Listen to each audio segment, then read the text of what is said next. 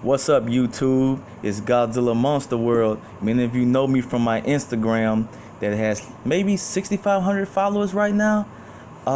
Yeah, this is gonna be my first official YouTube video. A lot of you guys been waiting for me to do these things, so I'm gonna go ahead and slam you in the face real quick with top 5 most powerful Godzilla incarnations. Now, I've been a Godzilla fan since 1996, since I was 5 years old. That's 23 years now. I've had a lot of years to gather a lot of information on the Green King himself, or Charcoal King, because he's had plenty of skin colors over the years, you know what I'm saying? But hey, I'm about to give it to you strong and hard. Y'all ready for the king? Let's get ready to crumble! Alright, to start off our list of top 5 most powerful Godzilla incarnations, we come at number 5, GMK Godzilla. Why GMK Godzilla? Well, I'm just gonna simply put it, this Godzilla is a freaking powerhouse. Let's scale him to Godzilla 2000 and his feats from Godzilla vs. Megaguirus. Well, now the black hole that Godzilla was hitting Godzilla vs. Megaguirus, it was studied to be around 100,000 times the radius of a quarter, I think. And based on a scientific study, a quarter the size, well, a black hole the size of a quarter would actually yield the same mass as the planet Earth itself. That means that Godzilla 2000 tanked what is the mass of 100,000 Earths, basically hitting him in the face. Not only did he tank that, later on in the movie, he blew up a similar black hole of the same size. That must mean Godzilla 2000 has an impact force of at least high multiplanetary level. Why is this important to GMK Godzilla? Well, based on the lore and showing, and this being in the same era, GMK Godzilla showed much more impact force with his atomic ray than Godzilla 2000s did. He also showed to be able to fire it with a lot more ferocity from what I've seen. Next up, we have Marvel Godzilla at number 4. There's not much that you need to say about the power and strength of this Godzilla. I mean, he's just a raw beast. From stomping out the Savage Hulk to making Hercules struggle, from matching Thor's strength, from tanking shots from Mjolnir, from matching up with Ben Grimm while he was shrunken, to basically just taking on the Avengers, Fantastic Four, the daggone Defenders, and Champions and Shield all at the same time. Like, this Godzilla really did some shit.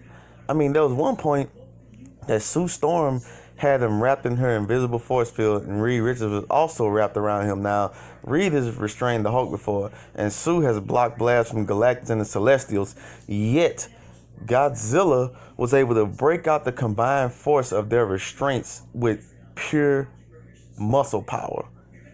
That's really all I need to say. This brings us to number 3 on my list, Burning Godzilla. Heisei Burning Godzilla, to be specific. Now, a lot of guys been waiting on this one, especially my newfound information about hypernovas. Why is this important? Well, this Godzilla is calculated to basically explode with the power of the most powerful blast after the Big Bang. Basically, the biggest blast since time began.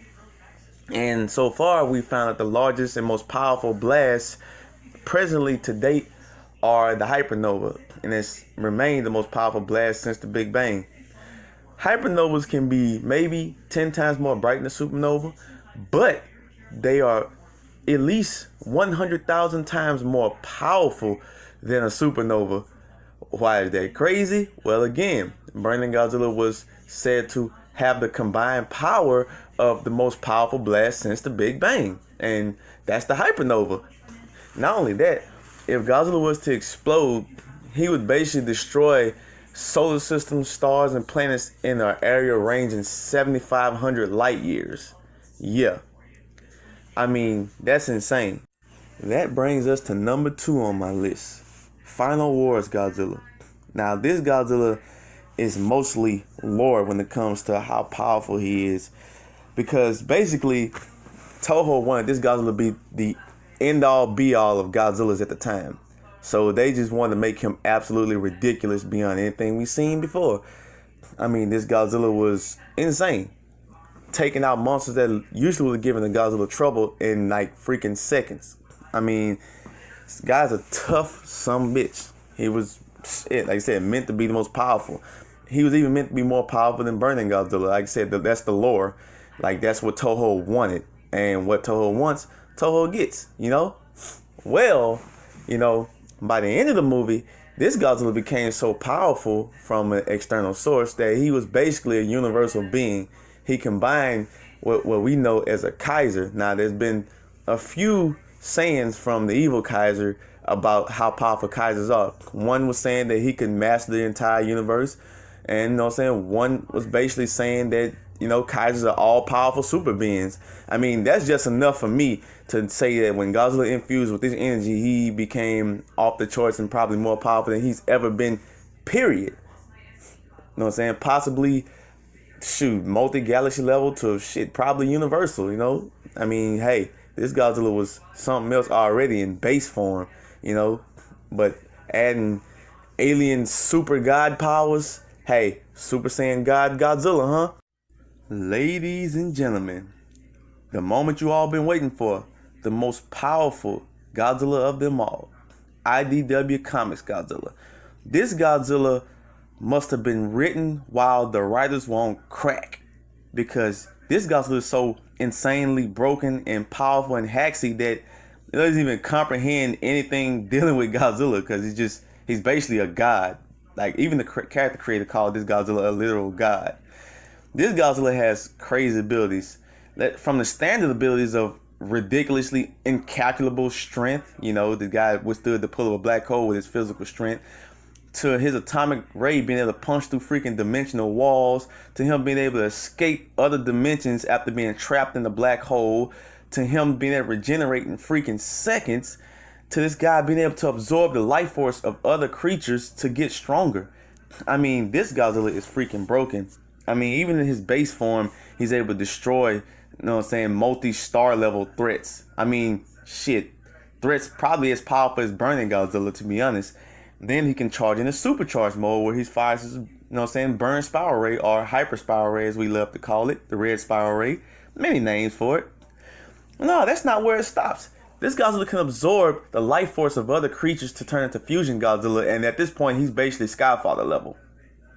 No, it doesn't stop there. I'm not going to count Divine Godzilla because that was an outside power-up.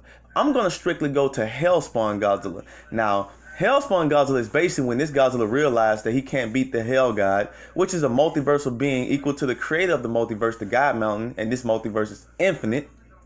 So when Godzilla's power was turned off by the Hell God using his reality warping, this Godzilla felt it and adapted to it.